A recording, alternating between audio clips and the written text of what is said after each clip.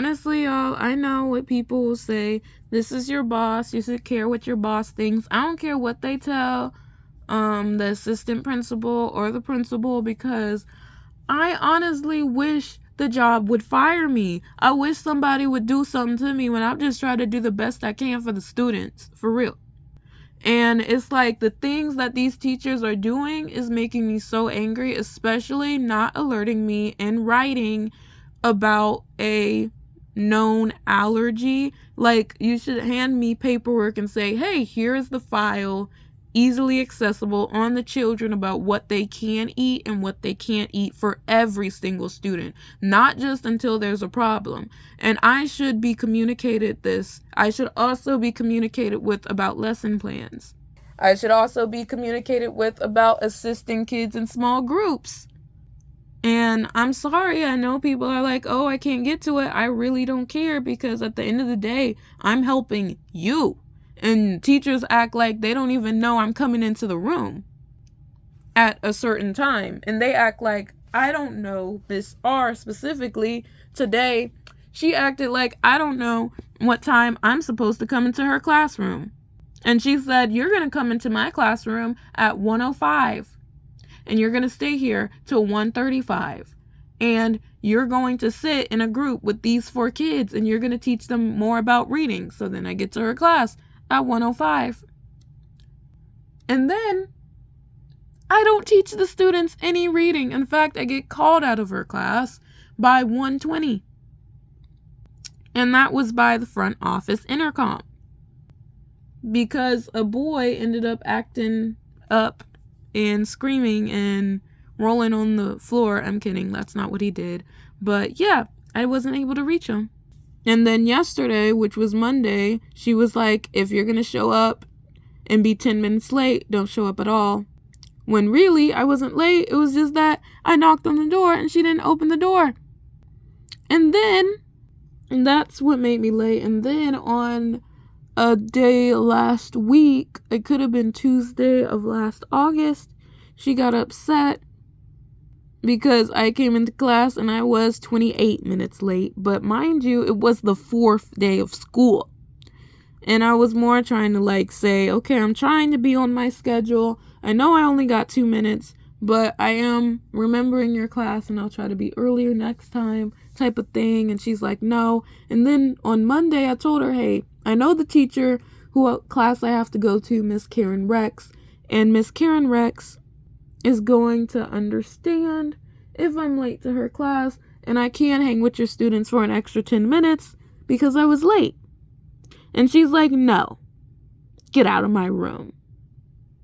So on Monday, we got a new granny, and this is a granny from Miss Howard's class, and her granny, she made a girl cry, and it was an autistic child.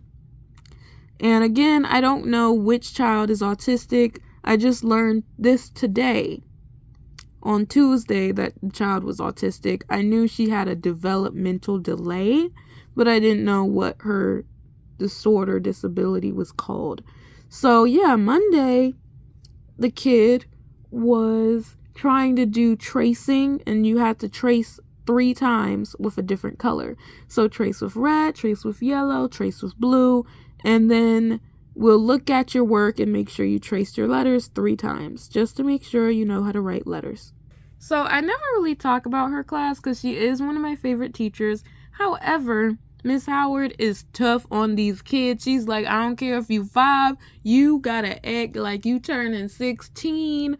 You can pick up your own backpack off the floor. You gotta be ready in line in 2 seconds. You better do your work with little instruction. I only gotta tell you once.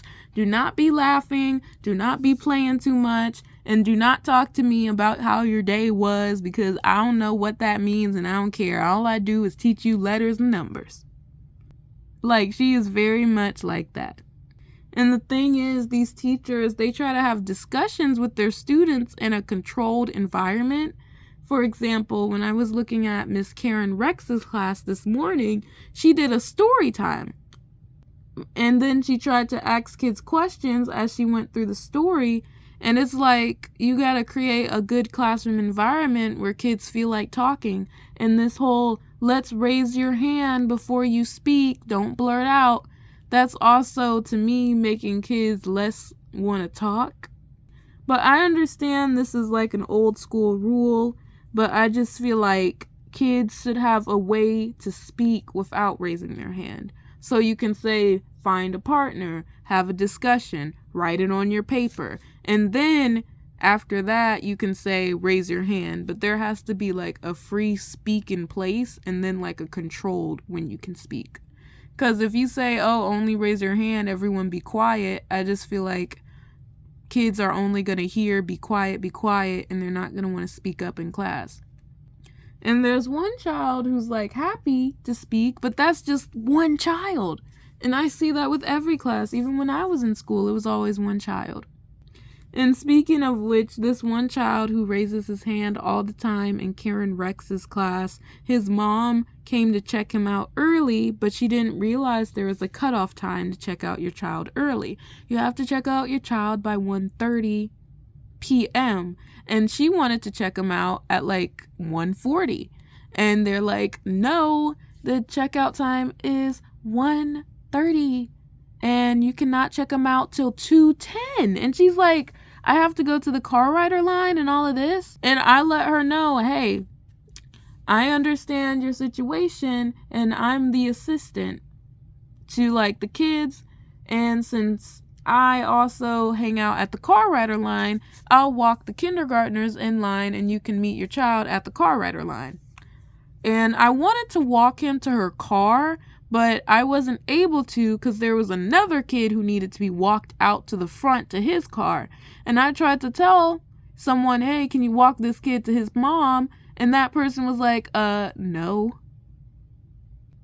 I do not know his mama. And I told him, well, I don't know his mama either. So you're going to have me do it, not knowing. Like, it was funny to me.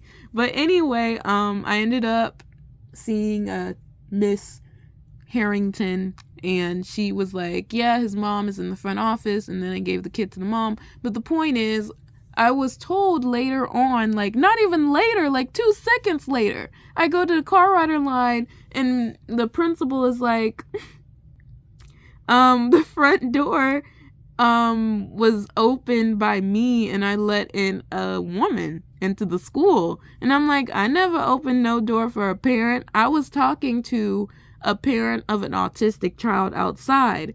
Then I said bye to him and I turned around and I saw another parent coming into the door. And the door was open. It wasn't locked. And I was trying to tell the principal the door is broken, like it doesn't lock. And so that parent ended up coming into the school. And when she was coming into the school, I told her, hey, I'll get somebody to help you at the front office. But she had the door open herself.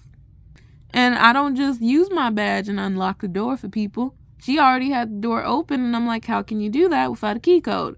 So I tried to clear that up, and my principal was just like, the moral of the story is don't let in parents who have questions because they're just, I guess, wasting a lot of time, and we're not going to change our rules for them.